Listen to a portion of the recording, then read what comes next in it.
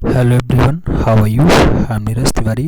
Welcomes to YouTube listeners, viewers and subscribers. Guys, कैसे हैं आप सब? मैं आशा करता हूँ आप सब खूब स्वस्थ हैं, खूब मस्त हैं और आप सब अपनी तैयारी में पूरी शिद्दत के साथ व्यस्त हैं। तैयारी आप टीजीटी, पीजीटी और एलटी ग्रेड की कर रहे हैं, एलटी ग्रेड की कर रहे हैं। आज है 9 नवंबर और 9 नवंबर को हम लोग जो क्लास देखने जा रहे हैं इसमें 10 का डोज का भी क्वेश्चंस होगा, 10 का डोज का भी रिवीजन होगा और साथ में आपका दक्षिणी शैली भी पढ़ेंगे। दक्षिणी शैली का भी डाटा पढ़ने का प्रयास करेंगे। मित्रों, सुबह 10 बजे क्लास नहीं हो पाई, उसके लिए खेद है हमें। ये क्लास आपको 2 बजे मिलेगी। क्लास का लुत्फ़ उठाएं और बताएं क्लास ओवरऑल कैसी लगी, क्या कुछ रिवीजन मिला आपको, क्या कुछ नया सीखने को मिला। चैनल पर नए हैं तो सब्सक्राइब करें, बेल आइकन जरूर प्रेस करें जिससे नोटिफिकेशन आपको समय से मिले और आप चैनल का भरपूर लाभ समय से प्राप्त करते रहें। आइए क्लास पे चलते हैं। दक्षिण में विजयनगर के राजाओं के समकालीन बहमनी सुल्तानों का शासक था। बहमनी साम्राज्य की नींव 1347 ईस्वी में पड़ी और 1425 ईस्वी में बीदर को बहमनी साम्राज्य की राजधानी बनाया गया। तो बीदर कब जो है इसकी राजधानी बनती है? 1425 में बनती है। आपसे वनडे एंट्रेंस है तो एक दिवसीय परीक्षा जैसा फाइनली पूछ लिया जाएगा, फैक्ट पूछा जाएगा, आपको आता है या नहीं आता, बस इसी में आप जवाब दे पाते हैं। तो इसलिए ईमानदारी के साथ लिखिएगा, बताइएगा। आगे कहा जाए तो कह रहा है सर्वप्रथम अहमद शाह वली बहमनी ने कला के प्रति रुझान दिखाया था। अहमद शाह वली बहमनी जो है ये सबसे पहले कला के प्रति रुझान दिखाता है यहाँ पे। और आगे बढ़ा जाए तो अगला पॉइंट है अहमद शाह वली बहमनी को कला के प्रति विशेष रुझान था और इसे 1432 ईस्वी में बीदर दुर्ग का निर्माण करवा के रंग महल के कक्षों में बेल बूटे की सजावट भी करवाई थी। कब करवाई? 1432 में। 1432 से पहले आप किसी का नाम तक नहीं पढ़ पाएंगे। बीजापुर में नाम आएगा तो आदिल शाही वंश का आएगा, वो 1489 में आता है। 1490 में आपका अहमद नगर आता है जो निजाम शाही वाला होता है। आप बरार वाला देखेंगे तो वो भी आपका इमाद शाही होता है, 1490 के आसपास आता है। बाकी तो 1500 से आगे हैं। जब गोलकुंडा आएगा 1512 आएगा, बीदर आएगा 1526 आएगा। तो अहमद वली बहमनी को कला के प्रति विशेष रुझान रहा। उसने बीदर दुर्ग का निर्माण करवाया और फाइनली उसके रंगमहल के कक्षों में खूब बढ़िया से बेलबूटे की सजावट करवाई। बात याद रखना, आगे पूछा जाता है अहमद शाह वली का मकबरा भी ईरानी ढंग से फूल पत्तियों की नक्काशी के साथ सुसज्जित था। इसके मकबरे पे ईरानी प्रभाव देखने को मिल जाता है। किसके मकबरे पे? अहमद शाह वली के मकबरे पे। समझ में आई बात? आगे कहा जाता है 1490 से 1512 के मध्य बहमनी साम्राज्य का विघटन होता है, यानी टूटता है और इसका पतन भी हो जाता है। इसके पश्चात दक्षिण में 5 सल्तनतों या फिर 5 राजवंशों की स्थापना हो जाती है। वो 5 राजवंश कौन कौन से हैं? तो बीजापुर है, बरार है, अहमदनगर है, गोलकुंडा है और बीदर है। ये 5 होते हैं। किताबे नौरस का परिचय कभी जोहरी ने दिया है। तो ये किताबे नौरस याद रखना, राइटर पूछा जाता है, जोहरी का नाम आप प्रमुखता के साथ लगाना। आप 5 नगर के बारे में एक साथ देखने का प्रयास करते हैं। ये हैं आपके 5 नगर। बीजापुर है, आदिल शाही वंश है, यहाँ पे 1489 में आता है। यूसुफ आदिल शाह इसके संस्थापक के रूप में जाने जाते हैं। जब बरार की बात आती है, इब्राहिम जो है इमाद शाही वंश बनता है और ये फाइनली आपका 1490 में स्थापित होता है फतेहुल्लाह इमादत शाह के द्वारा। अहमदनगर की बात होती है, निजाम शाही होता है। 1490 के आसपास ये फाइनली अस्तित्व में आता है और मलिक अहमद जो है इसके संस्थापक बनते हैं। जब गोलकुंडा की बात आएगी तो कुतुबुद्दीन शाही का नाम आएगा। 1512 में गोलकुंडा अस्तित्व में आता है और कुली कुतुबुद्दीन शाह इसके संस्थापक सदस्य के रूप में जाने जाते हैं। जबकि बीदर की बात आती है तो फरीद शाही वंश जो है अस्तित्व में आता है। 1526 के आसपास का शासन होता है और अमीर अली इनके जो है संस्थापक के रूप में जाने जाते हैं। अब आप खास करके यहाँ की चित्र शैलियों के बारे में देखेंगे, चित्रकला के बारे में देखेंगे। तो आइए देखते हैं चित्रकला की दृष्टि से जो है बीजापुर, गोलकुंडा, अहमदनगर अपना महत्व रखते हैं, क्योंकि बीरार और बरार को क्रमशः अहमदनगर और बीजापुर में अपनी राजनीतिक सीमाओं को शामिल कर लिया।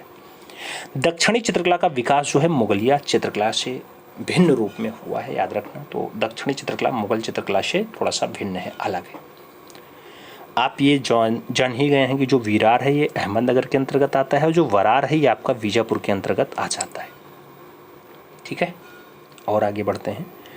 1563 में मांडू पर मुगलों का अधिकार होने के कारण 1563 में मांडू पर मुगलों का अधिकार होने के कारण मांडू के कलाकार दक्षिणी कला केंद्रों पर मुगल कला का प्रभाव आ जाता है। जब वहाँ पे मुगल राजा आ जाएंगे तो वहाँ पे मुगल शासक भी आएंगे, शासक के साथ चित्रकार भी आएंगे, और जब चित्रकार आएंगे तो वहाँ पे चित्रकारिता करेंगे, यानी उनका प्रभाव भी झलकने लगेगा वहाँ की रचनाओं पर, जिससे वहाँ की चित्रकला और जो परिष्कृति है वो सुंदर हो गई। तो मांडू पे जब मुगल अधिकार पाते हैं 1563 में, फिर वहाँ की शैली मुगलिया प्रभाव से आच्छादित हो जाती है, याद रखना। आगे, दक्षिणी शैली में आकृतियां हल्की नीली और पीली पृष्ठभूमि पर चित्रित की गई। तो आपसे पूछा जाएगा दक्कनी शैली में कैसी रचनाएं मिलती हैं? नीली और पीली पृष्ठभूमि पर मिलती हैं। और आगे बढ़ा जाए तो आगे कहा जाता है मानवाकृतियों की जो शारीरिक रचना है वो लंबी है। मानवाकृतियों की शारीरिक रचना लंबी है और स्त्रियों के माथे छोटे तथा पीछे की ओर ढलवा बनाए गए हैं, ऐसा हुआ है। दक्षिणी शैली के चित्रों में एक चश्म चेहरे की जो है अधिकता है, एक चश्म चेहरे की प्रधानता बताई जाती है। दक्षिणी शैली का उत्कृष्ट चित्र एक हाथी है। जलधारा के पास 1600 ईस्वी में चित्रित उदाहरण पाया जाता है, तो हाथी वाला रचना दक्षिणी शैली का उत्कृष्ट चित्र है। और आगे बढ़ते हैं मित्रों, तो आगे कहा जाता है दक्षिणी शैली में पुरुष आकृतियों की वेशभूषा में घेरदार जामे, कमरबंद सरपेचे और आभूषणों के साथ माला है, हार बाजू बंद पहने हुए हैं, ऐसा दर्शाया गया। दक्षिणी शैली के पक्षियों में मयूर का सिंगरफ रंग से नक्काशी युक्त बनाया गया है। इस शैली में जो हाशिए हैं वो सुनहरे रंग या फिर सिंगरफ रंग से नक्काशी युक्त बनाए गए हैं, ऐसा बताया जा रहा है। इस शैली में पेड़ों के प्राय नारियल हैं, ताड़ हैं आदि वृक्ष जो हैं वो पृष्ठभूमि पर अंकित बताए जाते हैं। दक्षिणी शैली के भवनों में श्वेत मीनार हैं और श्वेत मीनार नुमा दर्शाया गया है, जिस पर महीन पच्चीकारी का चित्रण भी हुआ है। तो श्वेत मीनार आपको देखने को दक्षिणी शैली में देखने को मिलेगा और महीन पच्चीकारी का चित्रण भी उस मीनारों पे हुआ है, ये बात याद रखिएगा। दक्षिणी शैली में ये विशेषताएं। दक्षिणी शैली में रंग बिरंगे बादल, अग्रभाग में जो पुष्पित क्यारियां हैं, शोभा यात्रा हैं, इनके दृश्य देखने को मिल जाते हैं। तो ये सब दक्षिणी शैली की विशेषताओं में नाम आ जाता है। अब दक्षिणी शैली में एक शैली आती है आपकी बीजापुर, जो आदिल शाही वंश के रूप में जाना जाता है, उसे थोड़ा सा देखते हैं। एक रचना है रागनी श्रीराग। रागनी श्रीराग रचना बीजापुर शैली के अंतर्गत आती है। यह पहले रचना देखो अच्छे से, फिर आगे बढ़ते हैं। देखा आपने? अब आगे बढ़ते हैं, बात करते हैं इसकी। तो बीजापुर में आदिल शाही वंश जो है कला प्रेमी शासक हुए। बीजापुर में आदिल शाही सल्तनत का प्रथम संस्थापक यूसुफ आदिल शाह था तथा वह बहुत ही कला प्रेमी शासक रहा है। यूसुफ आदिल शाह 1489 में फाइनली ये वंश अस्तित्व में आता है। इसके समय में ईरान तथा तुर्की से प्रख्यात साहित्यकार साथ के साथ कलाकार को आमंत्रित किया और दक्षिण की चित्रकला में साहित्य के साथ साथ चित्रकला को विकसित करने का काम इसी का रहा। किसका रहा मित्रों? नाम यूसुफ आदिल शाह होता है।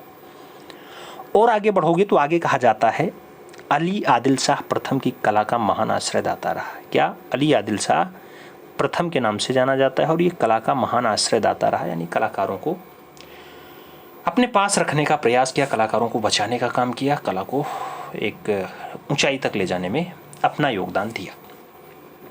बीजापुर शैली मुगलिया तकनीकी के साथ जो है प्रभावित है, तो सम्मेलन द्वारा प्रभावित हो जाती है। अली आदिल शाह प्रथम की बेगम है यानी पत्नी है चांद सुल्ताना। ये कला पारखी विदुषी और चित्रकर्ती रही हैं, याद रखना है। तो इनका नाम पूछा जा सकता है। चांद सुल्ताना किसकी पत्नी है? तो अली आदिल शाह प्रथम की पत्नी है। अली आदिल शाह प्रथम की पत्नी है, चांद सुल्ताना नाम होता है और ये एक पारखी विदुषी हैं, उसके साथ चित्रकर्ती भी रही हैं, यानी चित्र रचना भी बनाती रही हैं। और आगे बढ़ोगे मित्रों तो आगे कहा जाता है अली आदिल शाह प्रथम के राज्यकाल में 1570 ईस्वी में चित्रित ग्रंथ है नुजूम अल उलूम लिखा गया। क्या लिखा गया? नुजूल उल उलूम लिखा गया। चित्रित ग्रंथ है 1570 में और यह ग्रंथ खगोल विद्या पे आधारित है। इस ग्रंथ में 876 चित्र और 140 नक्शे और उसके साथ तालिकाएं हैं। आपसे पूछा जाएगा नुजूल उल उलूम में कुल कितने चित्र हैं? तो 876 याद रखना पड़ेगा। पूछा जाएगा नुज़ुल उल उलूम में कितने नक्शे रखे हुए हैं या तालिकाएं रखी हुई हैं, तो 140 का नाम आपको लगाना पड़ेगा।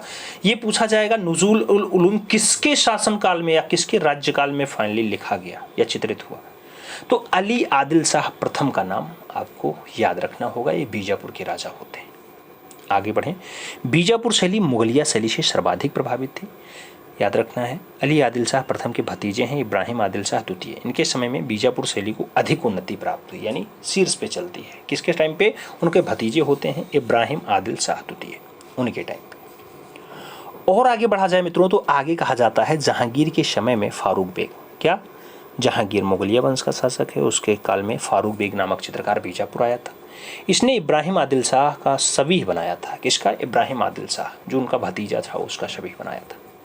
ठीक है, अली आदिल शाह प्रथम का भतीजा है ना इब्राहिम आदिल शाह, जिसके काल में चित्रकला शीर्ष पे जाती है, तो उनका शबीह कौन बनाया था? फारूक बेग बनाया था। किसके काल का चितेरा है? जहांगीर के काल का चितेरा है, याद रखना।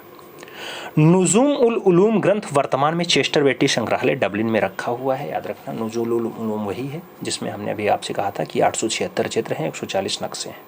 कहाँ पे रखा हुआ है? चेस्टर बेटी संग्रहालय डबलिन में संग्रहित है। इब्राहिम आदिल शाह ने नौरस नामक पुस्तक लिखी। आपसे पूछा जाएगा नौरस के रचयिता कौन है, नौरस के लेखक कौन है, तो इब्राहिम आदिल शाह का नाम आपको लगाना पड़ेगा, नाम बताना पड़ेगा। और आगे बढ़ा जाए तो बीजापुर शैली में बने चित्र जो है वो सघन वन में खड़ी स्त्री, सघन वन में खड़ी स्त्री है, हाथियों की लड़ाई है। ये चित्र आपका भारतीय इतिहास शोधक मंडल पूना में रखा हुआ है, आप देख सकते हैं। और रचना बहुत अच्छी है, बहुत ही अच्छी है। और आगे बढ़ें तो आगे कहा जाता है मित्रों, क्या कहा जाता है? कहा जाता है बीजापुर शैली में चौगना या चौगान, चौगान वाला भित्तीय चित्र दर्शनीय है। चौगान वाला भित्तीय चित्र दर्शनीय है। मोहम्मद आदिल शाह के समय बीजापुर शैली पे यूरोपीय प्रभाव पड़ने लगा था। बीजापुर शैली के चित्रों में जो चेहरे हैं चमकदार हैं, पृष्ठभूमि जो है वो शदी हरी तान वाली बनती बताई गई है। और आगे बढ़ोगे तो आगे कहा जाता है इब्राहिम आदिल शाह के संगीत प्रेम के कारण, इब्राहिम आदिल शाह के संगीत प्रेम के कारण रागमाला के अनेक चित्र चित्रित हुए हैं। ये रागमाला बड़ौदा संग्रहालय में आपको सुरक्षित देखने को मिल जाएगा। और आगे बढ़ते हैं तो कपड़े पर चित्रित जो बीजापुर है इसके शासक का विशाल पटचित्र अच्छा उदाहरण है। यह Prince of wealth museum Mumbai में देखने को मिल जाता है। Prince of wealth museum Mumbai में देखने को मिल जाएगा। बीजापुर शैली में चित्रकला के साथ साथ आदिल शाही शासकों ने स्थापत्य कला में रुचि दिखाई। किस पे रुचि दिखाई? स्थापत्य कला पे भी रुचि दिखाई, यानी बनवाने का काम भी किया है। और आगे बढ़ते हैं।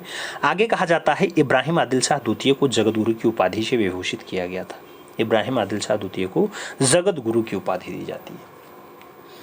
आदिल शाह के समय में बीजापुर गोल गुम्बद, इब्राहिम रोजा, जामा मस्जिद, संत महल और मेहता महल आदि स्थापत्य का निर्माण करवाया गया। किसके टाइम पे हुआ? आदिल शाह के टाइम पे। किस शैली में आता है? बीजापुर शैली में आता है। नाम याद रखना। बीजापुर में क्या क्या बना? गोल गुम्बद, इब्राहिम रोजा, जामा मस्जिद, संत मंजिला महल, शत मंजिला महल, उसके साथ मेहता महल। तो ये सब निर्माण बीजापुर के अंतर्गत होता है, आदिल शाह के समय में बनता है। मीर हासिम जो है ये मुगलिया चित्रकाल का बीजापुर के आदिल शाह सुल्तानों से संपर्क रहा है, मीर हासिम का, याद रखना।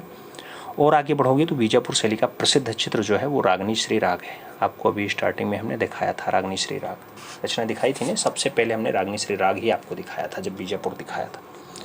बीजापुर शैली चांद बीबी पोलो खेलते हुए, यह भी एक बढ़िया चित्र है, फेमस चित्र है, पूछा जा सकता है। तो याद रखना, चांद बीबी पोलो खेलते हुए रचना किस टाइम की है? बीजापुर टाइम की है, बीजापुर। आगे बढ़ें।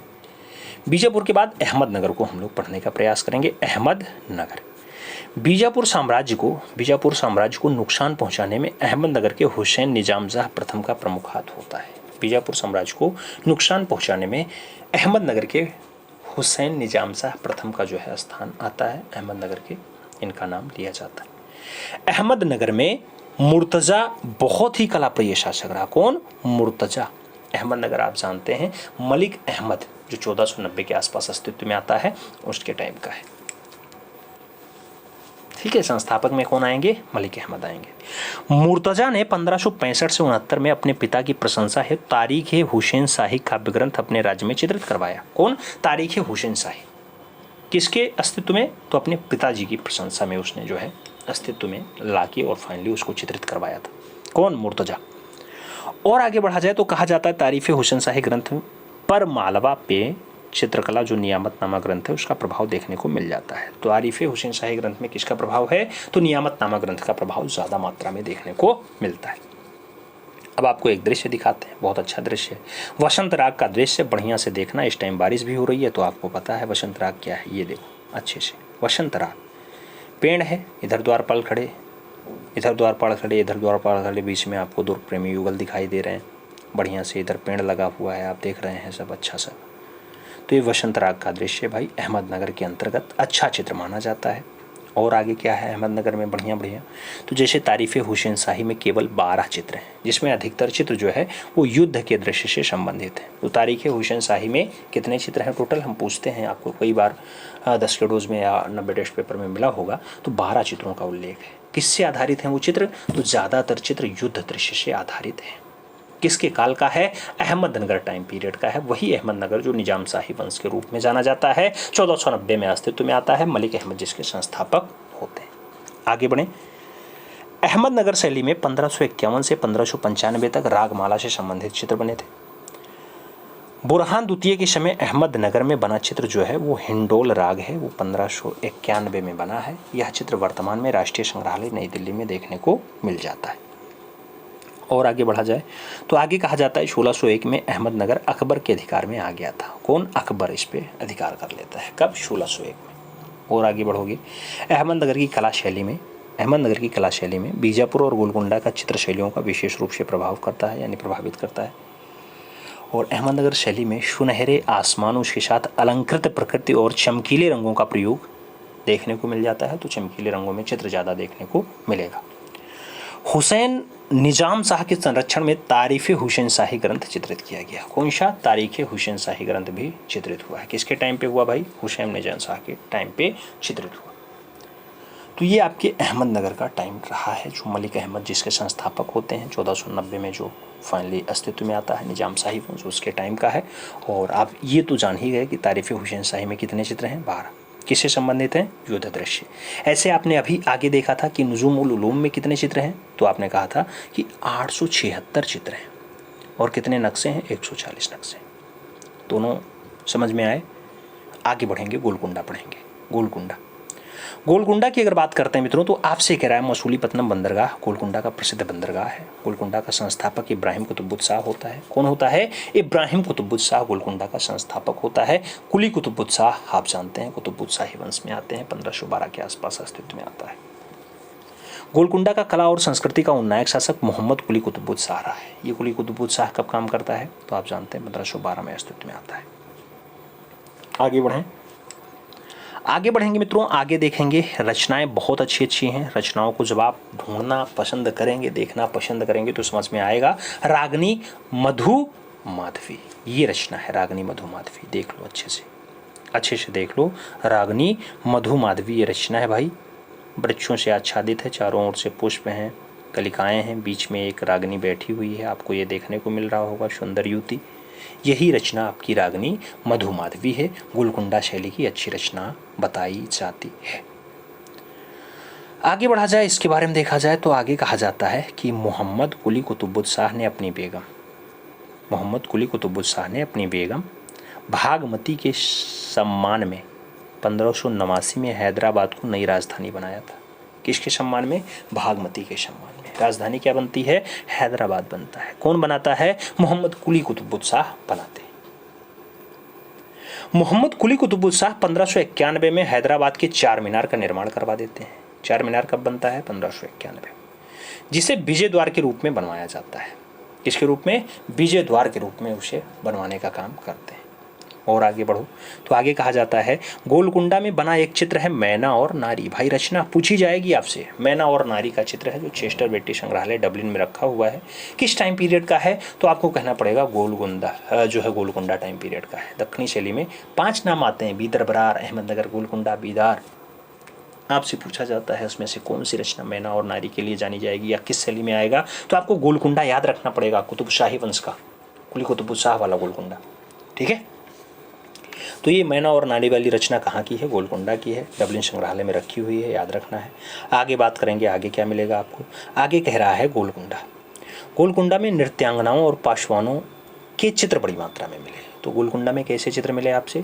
पासवान के चित्र में, नृत्यांगनाओं के चित्र ज़्यादा मिले हैं। अहमदनगर में कैसा चित्र मिला था? अहमदनगर में आपने कहा था कि सबसे ज़्यादा जो हमें चित्र देखने को मिले वो रागमाला से चित्र मिले, युद्ध संबंधी दृश्य खूब ज़्यादा देखने को मिले। तो ये अहमदनगर की विशेषता थी। गोलकुंडा कला के प्रारंभिक चित्रों की अगर बात करते हैं तो 1590 में चित्रित किया गया। 5 नृत्यांगनाओं का चित्र है, ब्रिटिश संग्रहालय लंदन में सुरक्षित है। 5 नृत्यांगनाएं पूछा जाएगा। 5 नृत्यांगनाओं का चित्र जो 1590 के आसपास बनता है वो कहाँ का है? तो आपको कहना पड़ेगा वो गोलकुंडा टाइम का है। गोलकुंडा कला का बढ़िया चित्र है, प्रारंभिक चित्र है। आगे बढ़ें। आगे कहा जाता है मोहम्मद कुतुबुद्दीन शाह के राज्यकाल में अनेक व्यक्ति चित्र और उसके साथ दरबारी चित्रों का निर्माण भी हुआ है। किसके टाइम पे? मोहम्मद कुतुबुद्दीन शाह के टाइम पे। और आगे बढ़ें। आगे कहा जाता है मित्रों कि 1610 से 1620 के मध्य जो है गोलकुंडा में दीवान ए हाफिज की सचित्र पोथी चित्रित की गई। दीवान ए हाफिज की सचित्र पोथी जो है चित्रित की गई, ये गोलकुंडा में ही चित्रित होती है और 1610 से 1620 के मध्य चित्रित की जाती है। आगे बढ़ें। आगे कहा जाता है विजयनगर की पराजय में सर्वाधिक जो लाभ होता है वो गोलकुंडा शैली को ही होता है। तो विजयनगर अगर पराजित होता है मित्रों तो उसमें सबसे ज़्यादा गोलकुंडा शैली प्रभावित होती है, लाभ पाती है। विजयनगर वही हरिहर और बुक्का वाला, हरिहर राय और बुक्का राय वाला। ठीक है, आगे बढ़ते हैं। आगे कहा जाता है अबुल हसन तानाशाह के समय। अबुल हसन तानाशाह के समय चित्रित रागमाला के चित्रों में तेज चमकीले रंगों का प्रयोग किया गया। कैसे रंग? तेज चमकीले रंगों का प्रयोग हुआ है। गोलकुंडा से पटचित्र ईरानी और यूरोपियन देशों में भेजे जाते थे। ये भी याद रखना है, ईरानी और यूरोपियन देशों में गोलकुंडा से पटचित्र भेजे जाते रहे। और आगे बढ़ा जाए तो आगे कहा जाता है मित्रों, क्या कहा जाता है? मीर निज़ाम अली खां आसफ जहां द्वितीय के समय में तुजुक ए आसफी ग्रंथ लिखा जाता है जिसको चित्रित किया जाता है। तुजुक ए आसफी ग्रंथ लिखा जाता है जिसे चित्रित किया जाता है। किसके टाइम पे भाई होता है? तो ये मीर निज़ाम अली खां आसफ द्वितीय के समय में होता है। और आगे बढ़ें तो आगे कहा जाता है हैदराबाद के चित्र में गोलकुंडा वाली चमकदार और रंग व्यवस्था का त्याग कर दिया गया था, ऐसा बताया जाता है हैदराबाद वाले चित्रों में। कौन सा चित्र फांसीवादी शक्तियों का प्रतीक है? जॉर्ज कीट का कौन सा चित्र है जो फांसीवादी शक्तियों का प्रतीक बताया जाता है? मित्रों आपको बताना है जॉर्ज कीट की वो रचना कौन सी है। नाम बुद्ध का जीवन है, गीत गोविंद है, भीम जरासंध है और वर्षा बिहार है। आपसे जॉर्ज कीट का कौन सा चित्र है पूछा जा रहा है जो फांसीवादी शक्तियों का प्रतीक बताया जा रहा है? तो वो रचना आपकी भीम जरासंध है। मित्रों सही जवाब आपको वी के साथ देना पड़ेगा, B is the right answer लगाना पड़ेगा। आगे चलते हैं। अगला क्वेश्चन आता है 2 नंबर क्वेश्चन आपकी स्क्रीन पे आ चुका है। आपसे कह रहा है अतीत। क्या कह रहा है? अतीत, स्वप्न जैसे प्रमुख चित्र किसने बनाए? नाम के आचार्य का है, राम कुमार का है, गणेश पाइने का है और रमेश्वर बूटा का नाम दे दिया गया। अतीत और स्वप्न के लिए आपसे पूछा गया ये किसकी रचना है? तो अगर अतीत और स्वप्न के लिए रचनाकार का नाम पूछा जाएगा मित्रों तो आप जानते हैं कि एक रचनाकार हैं जिनका नाम बार बार आप देखते होंगे, राम कुमार के रूप में फेमस है। तो सही जवाब राम कुमार आपको लगाना पड़ेगा। Ram Kumar is the right answer लगाइएगा। आगे चला जाएगा तो अगला क्वेश्चन 3 नंबर आता है आपकी स्क्रीन पे है। प्रश्न संख्या 3, लियोनार्डो दा विंची के शिक्षक कौन थे? आपसे पूछा गया। नाम दिया गया टर्सियन थे, अल्बर्ट ड्यूरर थे, वेरेशियो थे और माइकल एंजेलो का नाम दे दिया गया। आपसे लियोनार्डो दा विंची के टीचर पूछे जा रहे हैं, शिक्षक पूछे जा रहे हैं, कौन है? अगर लियोनार्डो दा विंची के शिक्षक का नाम पूछा जाए मित्रों तो आप शिक्षक के रूप में किसे चुनेंगे? आप वेरेशियो का नाम चुनना। राइट आंसर मित्रों आपका बी के साथ जाएगा, B is the right answer finally बनेगा। B is the right answer लगाइएगा। आगे चला जाए 4 नंबर क्वेश्चन आएगा। प्रश्न संख्या 4 की बात करते हैं। कह रहा है किस युग में मूर्तियों का निर्माण काफ़ी मात्रा में किया गया? नाम आर्केइक युग का है, शास्त्रीय युग का है, हेलेनिस्टिक युग का है और इनमें से कोई नहीं भी ऑप्शंस दिया गया। पूछा जा रहा है किस युग में मूर्तियों का निर्माण ज़्यादा मात्रा में हुआ, काफ़ी मात्रा में हुआ। तो आपको बताना है वो कौन सा युग है जिसमें निर्माण ज़्यादा हुआ है। मित्रों उस युग को हेलेनिस्टिक युग कहते हैं। तो राइट आंसर हमें हेलेनिस्टिक देना पड़ेगा। C is the right answer finally यहाँ पे लगाना पड़ जाएगा। C is the right answers लगाएंगे। आगे चलेंगे 5 नंबर क्वेश्चन आएगा, कोलाज माध्यम का सर्वप्रथम प्रयोग किसके द्वारा किया गया? नाम सेंजा और वैन गॉग का है, मोने और माने का है, रूबेंस और व्रूगेल का है और पिकासो और ब्राक का नाम दे दिया गया। कोलाज माध्यम का सर्वप्रथम जो प्रयोग है मित्रों वो किसके द्वारा किया गया? तो कोलाज जो सबसे पहले यूज किया जाता है वो पिकासो और ब्राक के द्वारा यूज किया जाता है। पिकासो और ब्राक के द्वारा यूज किया जाता है। तो राइट आंसर पाब्लो पिकासो और ब्राक का नाम लगाइए मित्रों। आगे चलेंगे 6 नंबर क्वेश्चन आपकी स्क्रीन पे आता है। आपसे कह रहा है धुआं चित्रण। धुआं चित्रण का आविष्कार किसने किया? नाम दिया गया पालिन ने किया है, ज्यूरिख ने किया है, हेनरी मोतिस ने किया या फिर मार्सेल धुनशा ने किया। अगर धुआं चित्रण के आविष्कारकता की बात आती है मित्रों तो धुआं चित्रण के जो आविष्कारक बनेंगे उनका नाम पालिन होगा। राइट आंसर हमें पालिन देना पड़ेगा। A is the right answer finally बनाना पड़ेगा। तो A is the right answers लगाएंगे। आगे चलेंगे 7 नंबर क्वेश्चन आएगा। आपसे कह रहा है ब्लू राइडर समूह के किस अग्रणी सदस्य ने lady in a green jacket को चित्रित किया था? नाम फ्रांज मार्क का है, मैक्स वैकमैन का है, अंगस्त मैन का है और ओस्कर कोकास्का का नाम दिया गया। ब्लू राइडर समूह का कौन अग्रणी सदस्य है जिसने lady in a green jacket को चित्रित किया? अब lady in a green jacket वाली रचना जो चित्रित होती है वो अंगस्ट मैंके के द्वारा चित्रित होती है। इसलिए जब राइट आंसर्स की बारी आएगी तो बी के साथ आंसर्स बनेगा मित्रों। B is the right answers लगाएंगे। आगे चलेंगे 8 नंबर क्वेश्चन आपकी स्क्रीन पे आएगा। आपसे कह रहा है उस चित्रकार का नाम बताइए जो घनवाद से संबंधित था। किससे संबंधित था? घनवाद से। नाम दिया गया ग्रीश हैं, एडवर्ड हापर हैं, पॉल क्ली हैं या फिर डी लोने हैं। आपसे पूछा गया वह चित्रकार कौन है जो घनवाद से संबंध रखता है। अगर घनवाद से संबंध की बात आती है मित्रों तो जो सही जवाब बनता है वो ग्रीश के साथ बनता है। किसके साथ? ग्रीश के साथ बनता है। तो राइट आंसर हम ग्रीश लगाएंगे। A is the right answer finally बनाएंगे। First is the right answers लगाएंगे। अगला क्वेश्चन 9 नंबर आएगा। पूछा जा रहा है मित्रों द स्टारी नाइट का चित्रकार कौन है? नाम बोलॉस्की का है, देंगा का है, एल ग्रेको का है और विंसेंट वैन गॉग का नाम दिया गया। द स्टारी नाइट की बात हो रही है। द स्टारी नाइट रचना जो है वो आपके विंसेंट वैन गॉग की रचना है। तो राइट आंसर्स हम यहाँ बी के साथ लगाएंगे मित्रों। B is the right answers नहीं, D is the right answers finally बनाएंगे। क्या नाम लगाएंगे? विंसेंट वैन गॉग लगाएंगे। आगे चलेंगे 10 नंबर क्वेश्चन आएगा। प्रश्न संख्या 10 की बात होती है। आपसे कह रहा है यथार्थवाद का मुख्य विचारधारा का आधार क्या है? यथार्थवाद की मुख्य विचारधारा का क्या आधार है? सामाजिक भेदभाव, छाया प्रकाश का अंकन, आकृतियों का ठीक से चित्रण या फिर वस्तुपरक अध्ययन। आपसे यथार्थवाद की मुख्य विचारधारा का आधार पूछा गया। तो यथार्थवाद की जो मेन विचारधारा है उसका जो आधार है मित्रों, उसका जो वेश है वो सामाजिक भेदभाव है। तो राइट आंसर आपको सामाजिक भेदभाव के साथ देना पड़ेगा। First is the right answer आपको यहाँ पे लगाना पड़ेगा। A is the right answer लगाओ, सही जवाब फर्स्ट के साथ बनाओ। आगे चला जाएगा तो अगला क्वेश्चन आपकी स्क्रीन पे ये रहा। आपसे क्या कह रहा है? आपसे कह रहा है किस चित्रकार ने भवनों आदि के प्राकृतिक दृश्य को एक भाग के रूप में बहुत दूर पृष्ठभूमि में अंकित किया? भवनों आदि को प्राकृतिक दृश्य के एक भाग के रूप में बहुत दूर पृष्ठभूमि में अंकित किया है। क्या उसका नाम कुर्वे है, कोरो है, मोने है या फिर पिसारो है? आपसे पूछा गया उसका नाम क्या है? तो सही जवाब पिसारो बनता है। पिसारो राइट आंसर डी के साथ लगाओ। D is the right answer बनेगा। अगला क्वेश्चन 2 नंबर आएगा। आपसे कह रहा है थियोडर रूसो किस शताब्दी का फ्रेंच भूदृश्य चित्रकार था? थियोडर रूसो कौन सी शताब्दी का फ्रेंच भूदृश्य चित्रकार था? नाम 16वीं सदी का है, 18वीं सदी का है, 17वीं सदी का है और 19वीं सदी का नाम दे दिया गया।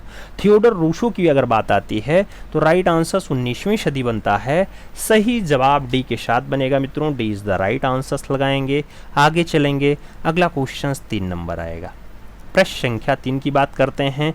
सुखी मानचित्र किस कलाकार का है? सुखी मानचित्र किस कलाकार का है? नाम लीर्जिए का दिया गया, फ्रेंगोनार्ड का दिया गया, शारदी और ग्रुंज का नाम दिया गया। सुखी माँ चित्र के बारे में पूछा जा रहा है, रचनाकार कौन है? तो मित्रों सुखी माँ जो रचना बनी है इन चारों ऑप्शंस में आपका फ्रेंगोनार्ड के साथ आंसर्स देना पड़ेगा। तो राइट आंसर्स आप सी के साथ लगाना, सी इज द राइट आंसर्स बनाना। आगे चलेंगे, अगला क्वेश्चन 4 नंबर आएगा। प्रश्न संख्या 4 की अगर हम बात करते हैं तो आपसे कहलाया है फ्लोरेंस बैप्टिस्ट।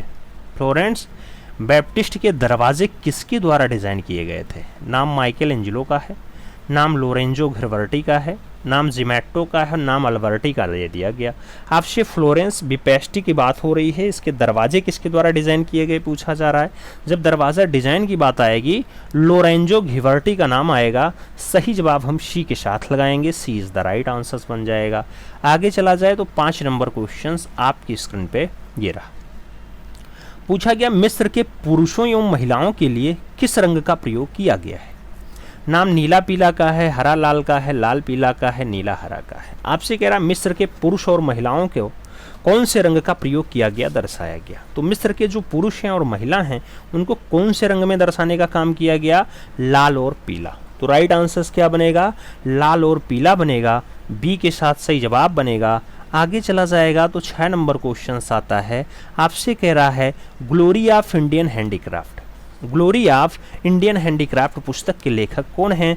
नाम कपिला वात्स्यायन का है, कमला देवी चट्टोपाध्याय का है, आदिति रंजन है और अजित मुखर्जी का नाम दे दिया गया। ग्लोरी ऑफ इंडियन हैंडीक्राफ्ट की अगर बात आती है तो ग्लोरी ऑफ इंडियन हैंडीक्राफ्ट जो पुस्तक है मित्रों, इसके राइटर का नाम कमला देवी चट्टोपाध्याय है। राइट आंसर हम सी के साथ लगाते हैं, सी इज द राइट आंसर बनाते हैं।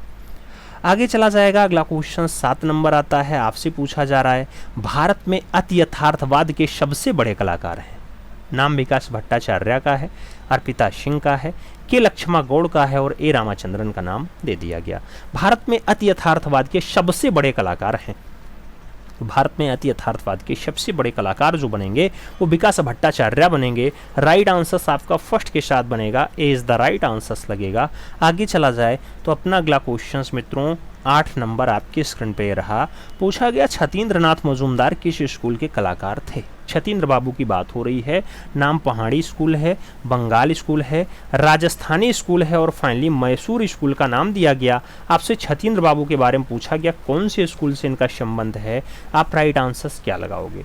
सभी ऑप्शंस पढ़ने के बाद आपको आंसर्स देना पड़ेगा बंगाल कला स्कूल। तो सही जवाब छतीन्द्र बाबू के लिए आपको बंगाल कला स्कूल याद रखना पड़ेगा। जैसे नंदलाल बोस के लिए भी आपको बंगाल कला स्कूल याद रखना पड़ेगा। जैसे डीपी राय चौधरी के लिए भी आपको बंगाल कला स्कूल याद रखना पड़ेगा। तो ये सब नाम आपके बंगाल कला स्कूल से हैं। चाहे अर्नेस्ट वेनफील्ड हैवेल हों, चाहे अवनी बाबू हों, चाहे असित कुमार हालधार हों, चाहे डीपी राय चौधरी हों, चाहे नंदलाल बसु हों या छतीन्द्रनाथ मजूमदार हों, इन सभी का नाम आप यहीं से जोड़ते हैं। तो सही जवाब आप बंगाल शैली लगाइएगा, सही जवाब आप बंगाल शैली के साथ लगाओ। आगे चलेंगे, अगला क्वेश्चन आएगा 9 नंबर होगा। क्या कह रहा है? पहाड़ी चित्र शैली के प्राचीन चित्र जो है वो कौन से राज्य से प्राप्त होते हैं? नाम अर्की का दिया गया, कांगड़ा का दिया गया, गुलेर का दिया गया और भशोली का दिया गया। पहाड़ी चित्र शैली के प्राचीन चित्र जो है वो कौन से राज्य से प्राप्त हो जाते हैं?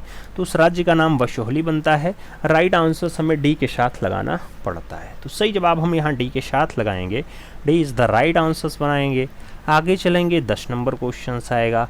आपसे कह रहा मंसूर और मनोहर ये किसके मशहूर दरबारी चित्रकार थे? मंसूर और मनोहर किसके मशहूर दरबारी चित्रकार थे? नाम शाहजहां का आया, अकबर का आया, जहांगीर का आया और हुमायूं का नाम आया है। मंसूर और मनोहर किसके मशहूर दरबारी चित्रकार रहे हैं? तो मंसूर और मनोहर की अगर बात आएगी तो जहांगीर के साथ आंसर्स बनेगा मित्रों। राइट आंसर्स चित्रकला के लिए जो सबसे अच्छा शासक बताया जाता है, जिसमें चित्रकला शीर्ष पे पहुंचती है, वही काल आंसर्स बनता है मंसूर और मनोहर के लिए। तो राइट आंसर्स वी के साथ देना पड़ता है, B is the right answers आपको यहाँ पे लगाना पड़ेगा। आगे चला जाए, आगे चलते हैं, अगला क्वेश्चन आता है। आपसे क्या कह रहा है? आपसे कह रहा है लेपाक्षी मंदिर तथा उसके भित्तीय चित्र किसने बनवाए? नाम हरिहर का है, अच्युता देव का है, बुकाराय का है, येरुगप्पा का नाम दिया गया। लेपाक्षी मंदिर और उसके भित्तीय चित्र किसने बनवाए हैं मित्रों? तो ये अच्युता देव के द्वारा बनवाया गया है। इसलिए जब राइट आंसर्स की बारी आएगी तो आपको सी के साथ आंसर्स मिलान करना पड़ेगा। सी इज द राइट आंसर्स यहाँ पे देना पड़ेगा। आगे चला जाए 2 नंबर क्वेश्चन है, बौद्ध भिक्षुओं ने दूर देश में जा करके धर्म प्रचार हेतु किस साधन का प्रयोग किया? नाम चित्र फलक का है, पट चित्र का है, भित्ति चित्र का है और मूर्ति का नाम दिया गया। बौद्ध भिक्षु दूर देश में जा करके धर्म प्रचार हेतु कौन सा साधन यूज करते हैं? तो साधन पट चित्र यूज करते हैं मित्रों। राइट आंसर आपका पट चित्र के साथ बनेगा। सी के साथ आपको सही जवाब यहाँ पे लगाना पड़ेगा। सही जवाब सी के साथ लगाना। अगला क्वेश्चन आएगा 3 नंबर होगा, आपसे कह रहा है मणिकुट्टियम। मणिकुट्टियम के चित्र सर्वप्रथम कहाँ मिले? नाम पोम्पेई का है, न्यूयॉर्क का है, रूस का है और मेसोपोटामिया का नाम दिया गया। मणिकुट्टियम के चित्र जो है वो सर्वप्रथम कहाँ मिले हैं आपसे पूछा जा रहा है। तो मणिकुट्टियम के जो चित्र हैं वो सबसे पहले हमें पोम्पेई में मिले हैं। राइट आंसर पोम्पेई लगाना। ए के साथ आप सही जवाब बना लेना। First is the right answer लगेगा। आगे चला जाए 4 नंबर क्वेश्चन आता है, ट्रांसफिगरेशन चित्र जो है वो किसने बनाया? नाम राफेल का है, रूबेंस का है, माइकल एंजेलो का है, लियोनार्डो दा विंची का है। आपसे ट्रांसफिगरेशन चित्र के बारे में पूछा गया। ये ट्रांसफिगरेशन वाला जो चित्र है मित्रों, ये रचना कौन बनाता है? तो ट्रांसफिगरेशन वाली रचना आपके राफेल के द्वारा बनाई जाती है। राइट आंसर हम राफेल देंगे। First is the right answer लगाएंगे। आगे चलेंगे तो 5 नंबर क्वेश्चन आपकी स्क्रीन पे आएगा। आपसे क्या कह रहा है? माइरान की प्रसिद्ध कृति है डेस्कोबॉलस। डेस्कोबॉलस, तो डेस्कोबॉलस वर्तमान में कहाँ पे सुरक्षित है आपको ये बताना है। नाम दे दिया गया मित्रों, जर्मनी में सुरक्षित है, अमेरिका में सुरक्षित है, भारत में है या फिर रूस में है।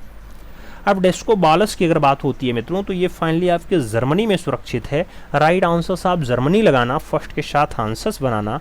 आगे चला जाएगा तो 6 नंबर क्वेश्चन आपकी स्क्रीन पे आता है। आपसे कह रहा है यूजिन देलाक्रा की प्रशंसा में सबसे अधिक लेख किसने लिखा था? यूजिन देलाक्रा की प्रशंसा में सबसे ज़्यादा लेख कौन लिखता है? नाम रस्किन का दिया गया, जेम्स विक्की का दिया गया, वेदेलेयर का दिया गया और शुक्रात का नाम दे दिया गया। यूजिन देलाक्रा की प्रशंसा में मैक्सिमम लेख कौन लिखता है मित्रों? तो मैक्सिमम लेख लिखने का काम वेदेलेयर का है। राइट आंसर हमें वेदेलेयर देना पड़ेगा। B is the right answer finally लगाना पड़ेगा।